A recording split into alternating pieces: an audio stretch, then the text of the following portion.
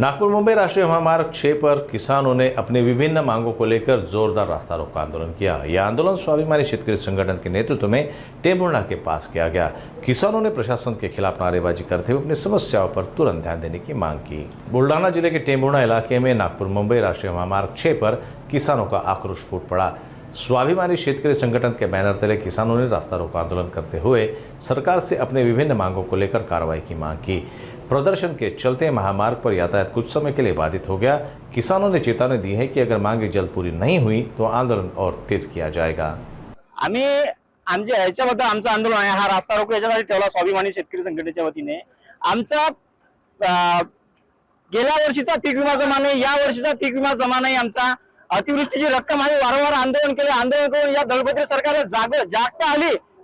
KYC करून एक महिना झाला, परंतु अद्यापही आमचे केवायसी म्हणजे अतिवृष्टीचे नुकसान झालेली रक्कम अजूनही जमा झाली नाही। लाज वाटली पाहिजे या सरकारला। नेहमी आम्हाला आंदोलन करावं लागते, आम्हाला या तळपत्या उन्हात उगवता सूर्य अंगावर घ्यायला लागते। लाज वाटायला पाहिजे या सरकारला।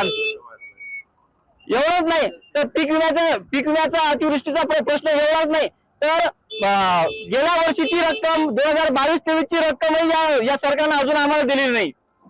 कर्जमाफीचं आश्वासन दिलं आम्हाला, तोंड भरून आश्वासन दिलं। आमच्या शेतकरी मालकांनी भरभरून यायला मतदान केलं, पण आता म्हणतात मार्च महिन्यात 2 महिने संपणार आला आणि म्हणतात की बाबा राज्याचे अर्थमंत्री ज्यांना सलग 3-4 वेळेचा अनुभव आहे की बा त्यांना माहिती आहे आपल्या तिजोरीत काही नाही, तरीही ते म्हणतात की 2 दिवसात कर्ज भरा। कसं भरा? आणि वरतून म्हणतात सगळे पैसे सगळे सोंगे होतात, पैशाचं सोंग होत नाही। आता पैशाचं सोंग साहेब तुमच्याजवळ एवढी महाराष्ट्राच्या राज्याची अर्थव्यवस्थित तिजोरी असून तुमचं जर होत नाही तर आमचं शेतकरी मायबापाचं जगणं कसं?